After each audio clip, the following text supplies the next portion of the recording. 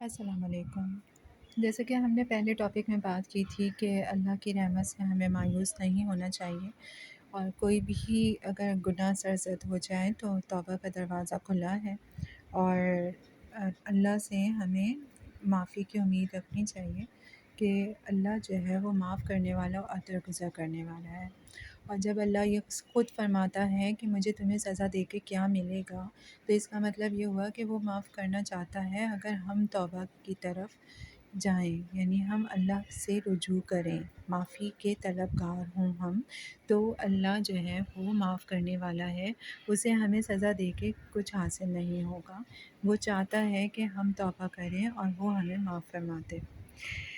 گناہ گار ترین شخص کے لیے بھی توبہ کا دروازہ کھلا ہے۔ ایک شخص نے 99 قتل کیے تھے۔ وہ ایک پادری کے پاس گیا اور اس سے پوچھا، کیا اللہ میری توبہ قبول کر سکتا ہے؟ تو اس پادری نے کہا، نہیں۔ اس نے اس پادری کو بھی قتل کر کے 100 کی تعداد پوری کر دی۔ پھر اس نے لوگوں سے پوچھا، مجھے سب سے بڑا عالم بتاؤ۔ اسے ایک عالم کی نشاندہی کی گئی۔ اس شخص نے اس سے جا کر پوچھا کہ میں نے 100 قتل کیے ہیں، کیا میری توبہ قبول ہو سکتی ہے؟ تو عالم نے کہا، ہاں بالکل ہو سکتی ہے۔ تو فلاں علاقے میں چلے جاؤ، وہاں کچھ ایسے لوگ ہیں جو اللہ کی عبادت کرتے ہیں، تم بھی ان کے ساتھ اللہ کی عبادت کرو، اپنی زمین کی طرف واپس نہ آنا، یہ برائی کی زمین ہے۔ چنانچہ اس نے نیک لوگوں کی بستی کی طرف سفر کرنا شروع کر دیا۔ ابھی اس نے آدھا راستہ ہی طے کیا تھا کہ اسے موت آ گئی۔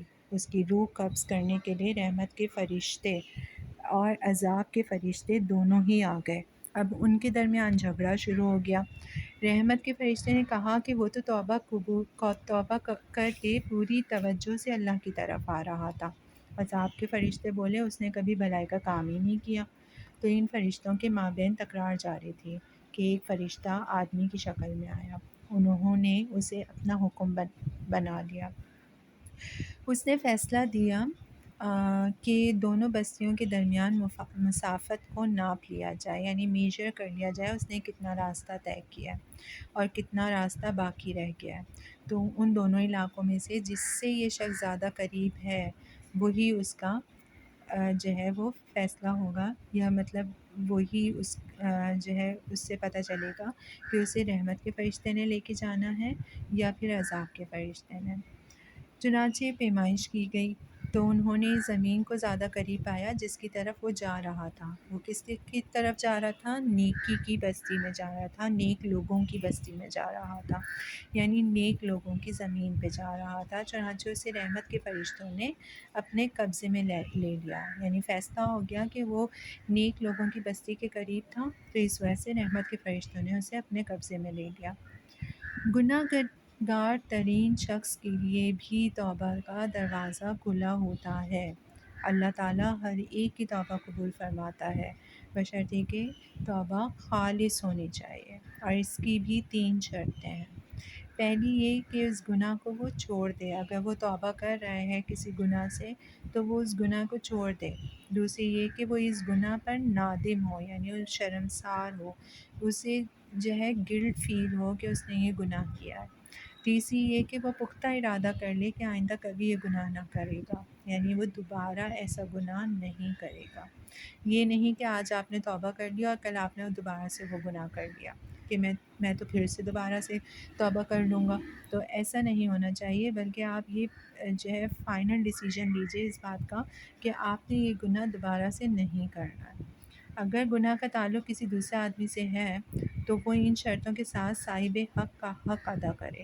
اگر کسی کا مال یا کسی کی چیز ناجائز طریقے سے ہتھیائی ہو تو اسے واپس کرے، کسی پر تہمت وغیرہ لگائی ہو تو اس سے معافی طلب کر کے اسے راضی کرے، اگر کسی کی غیبت کی ہے تو اس سے معافی مانگے۔ اور یہ تو کہا جاتا ہے نا کہ اگر آپ نے کسی انسان کا دل دکھایا ہے تو اللہ اس وقت تک آپ کو معاف نہیں کرتا جب تک کہ وہ انسان آپ کو معاف نہیں کرتا۔ تو اسی طرح اگر آپ کو فیل ہو رہا ہے کہ آپ کی وجہ سے کسی کا دل آزاری ہوئی ہے، کوئی ہرٹ ہوا ہے، تو آپ پہلے اس سے معافی مانگ لیجئے تاکہ اللہ آپ کو معاف کر دے۔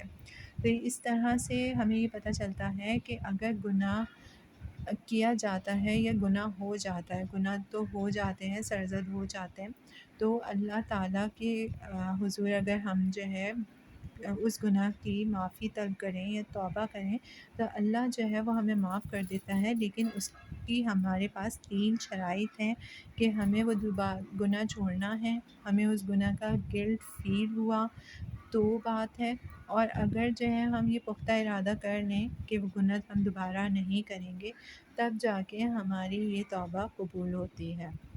اور ہمیں چاہیے کہ ہم جو ہے وہ دل سے توبہ کریں اپنے گناہوں کی، اور ان گناہوں کو جو ہے وہ دوبارہ سرزد نہ ہونے دیں۔